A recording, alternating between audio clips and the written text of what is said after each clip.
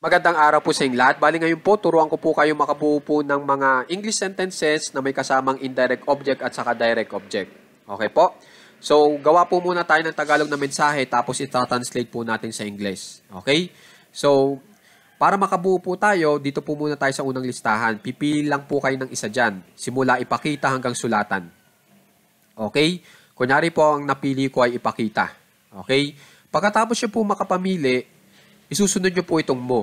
So, ang mangyayari, ipakita mo. Okay? Pagkatapos nyo po sa mo, dito na po agad tayo sa indirect object. Kung mapapansin nyo, may 1 and 2 na indirect object. Okay?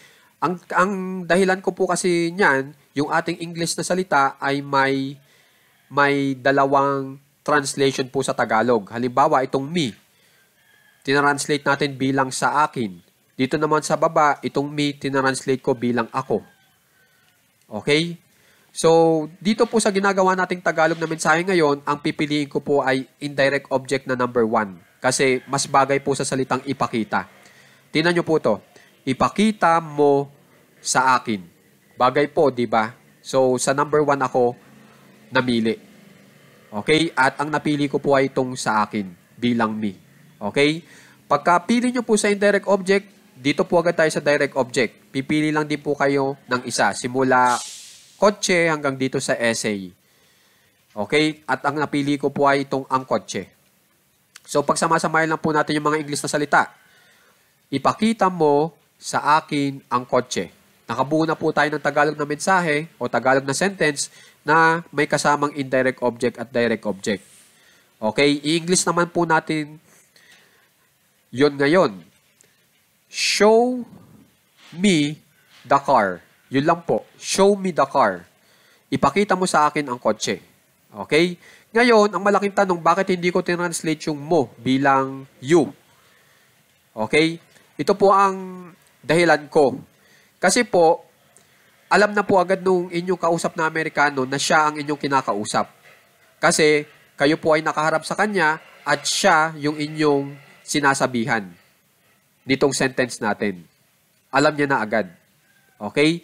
Samantala po kasi sa Tagalog, kailangan mo pang gamitin itong salitang mo para lang malaman noong tao na siya yung inyong kinakausap.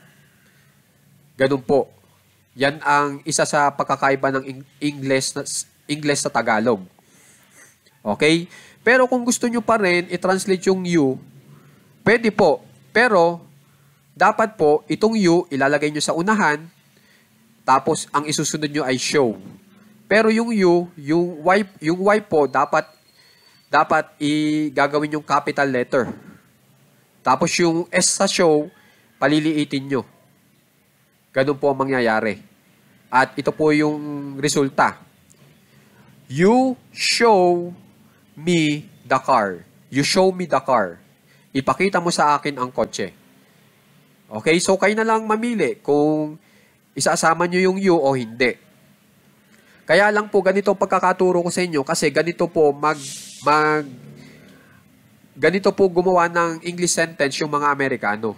Ito po yung lagi nilang ginagamit. Yung mo po ay hindi na po nila tinatranslate sa English. Okay po?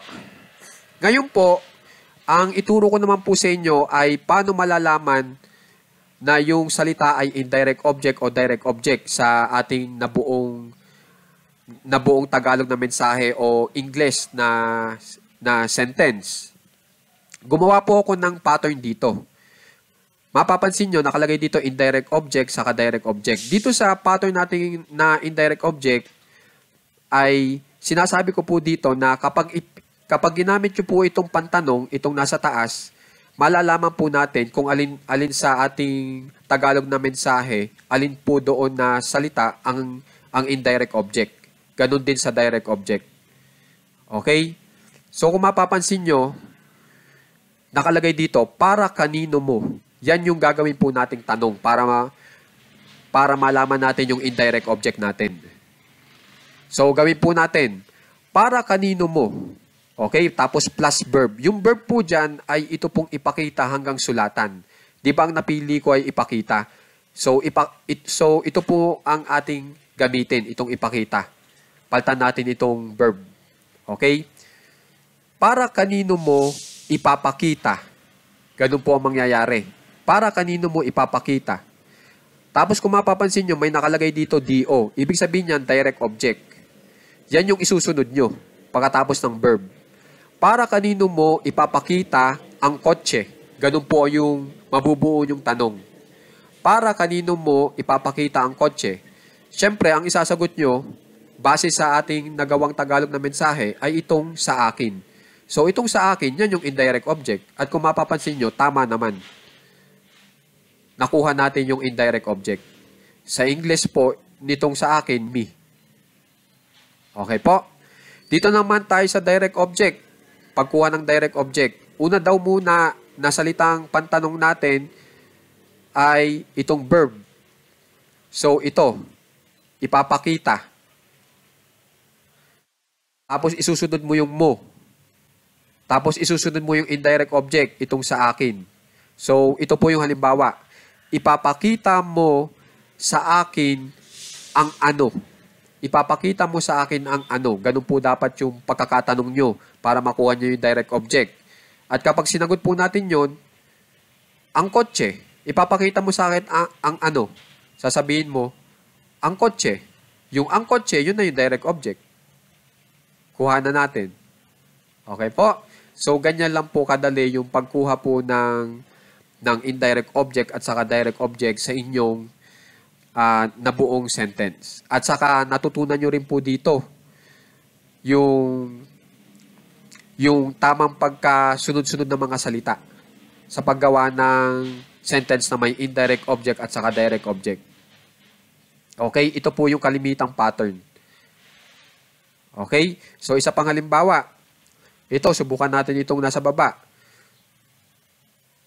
Sulatan mo ako ng essay. Kapag in English po yan, write me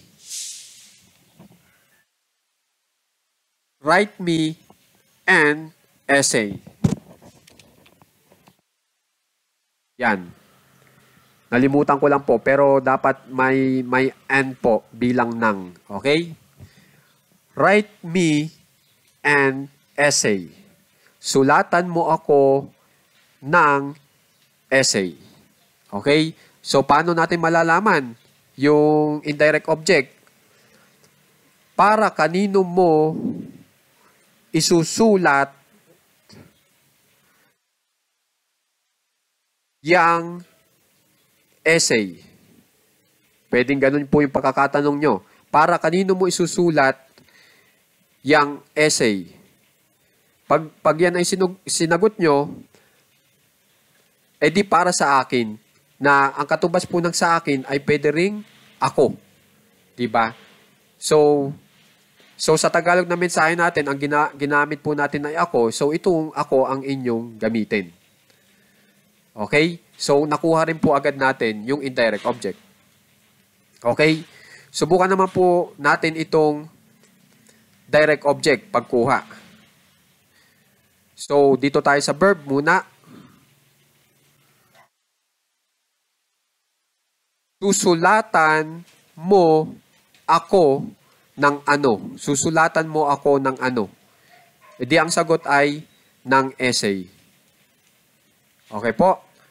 Para sa direct object. So, ganyan lang po kadali kung meron po kayong ganitong pattern. Lalong-lalo na po itong tanong nating ito para malaman yung indirect object at saka direct object. Sana tandaan nyo na para hindi po kayo maligaw. Okay po? So, sana pag-aralan ng maigi at makikitandaan po kasi napakahalaga po nitong leksyon na ito. Maraming salamat po.